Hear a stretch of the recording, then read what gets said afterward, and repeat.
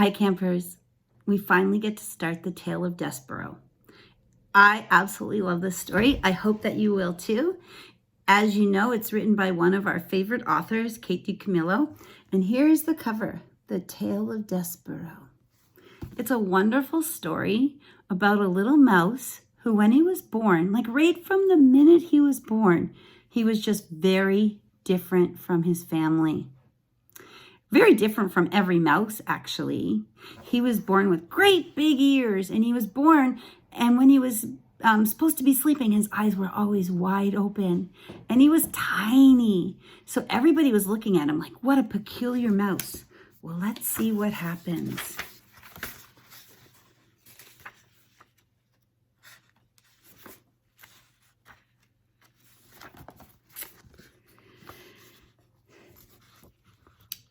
So Despereaux's last name is Tilling. And at the very beginning, they weren't sure if he was going to make it because he was such a tiny little mouse, but he did. And he is the smallest mouse I've ever seen, his Aunt Florence said. It's ridiculous. No mouse has ever been this small, not even a Tilling. She looked at Despereaux through narrow eyes as if she expected him to disappear entirely. No mouse, she said. Despereaux, his tail wrapped around his feet, just stared back at her.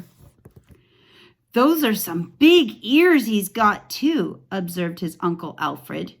They look more like donkey's ears, if you ask me.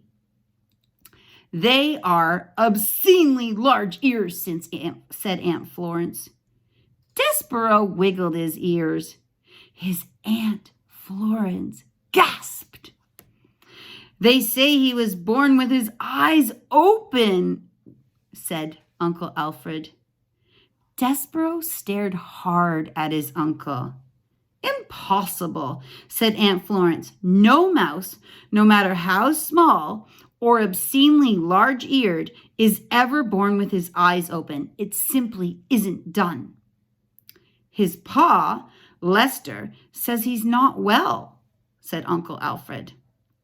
Despereaux sneezed. He said nothing in defense of himself. How could he?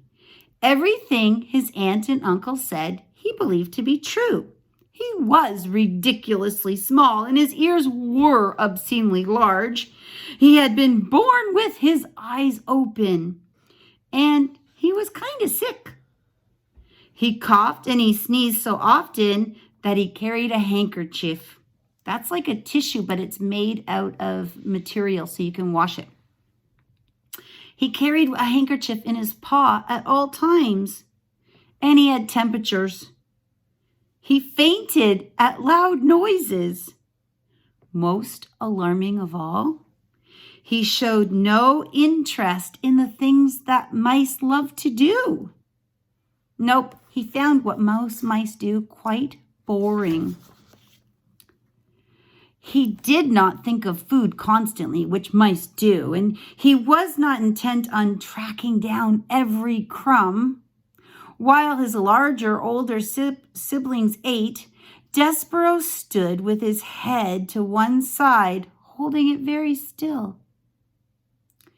Do you hear that sweet, sweet sound? He said. I hear the sound of cake crumbs falling out of people's mouths and hitting the floor, said his brother Toulouse. That's what I hear. No, said Despereaux. It's something else.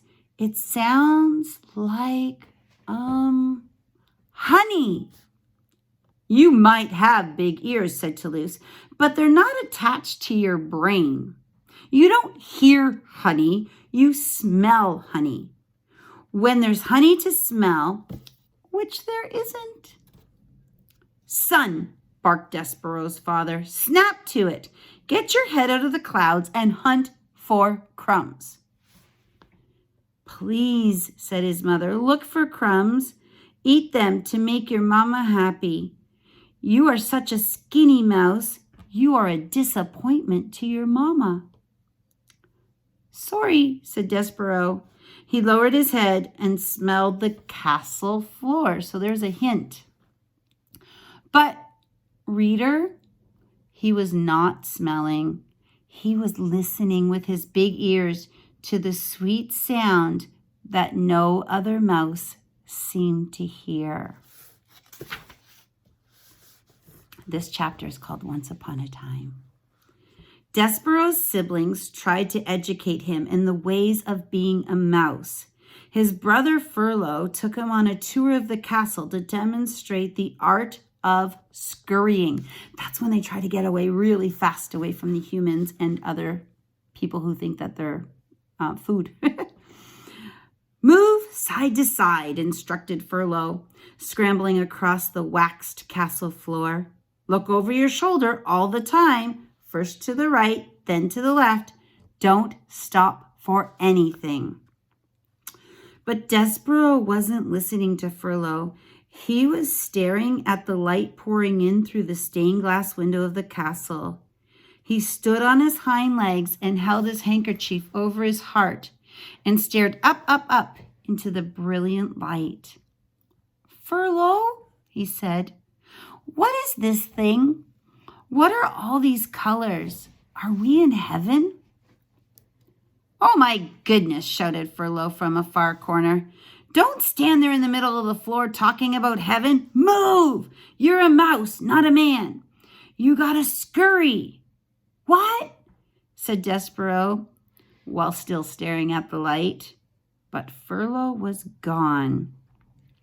He had, like a good mouse, disappeared into the hole in the molding.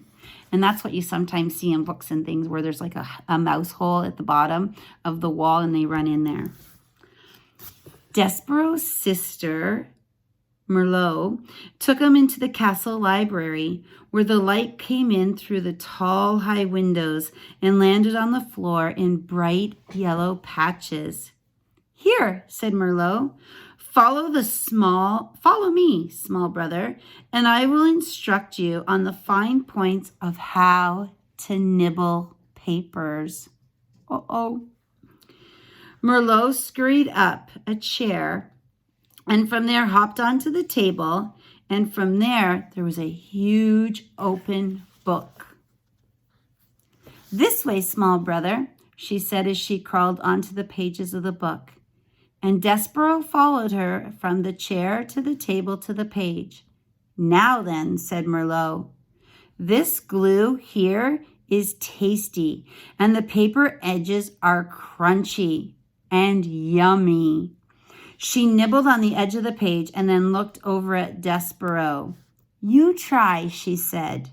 First, a bite of some glue, and then follow it with a crunch of the paper. And those squiggles, those are very tasty. Despereaux looked down at the book, and something remarkable happened. The marks on the pages, the scribbles, as Merlot referred to them, arranged themselves into shapes.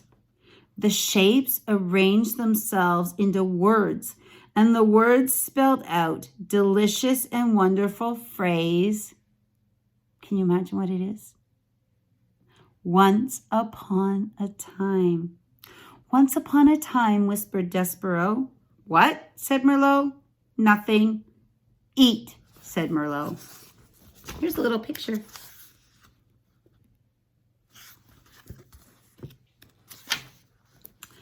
I couldn't possibly, said Despereaux, backing away from the book. Why?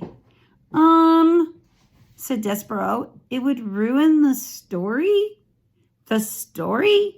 What story? Merlot stared at him. A piece of paper trembled at the end of one of her indignant whiskers. It's just like Pa said when you were born. Something's not right with you. She turned and scurried from the library to tell her parents about the latest disappointment. Despereaux waited until she was gone, and then he reached out and with one paw, he touched the lovely words, once upon a time. Once upon a time, he said aloud, relishing the sound, and then tracing each word with his paw, he read the story of a beautiful princess and a brave knight who serves and honors her. Despereaux did not know it, but he would need very soon to be brave himself. Have I mentioned that beneath the castle there was a dungeon? In the dungeon there were rats, large, mean rats. Despereaux was destined to meet those rats. Reader, you must know that an increasing fate, sometimes involving rats, sometimes not, awaits almost everyone, mouse or man, who does not do what everybody wants them to do. And campers, we're going to stop there. Your question for today is, where does Despereaux live? Until our next chapter.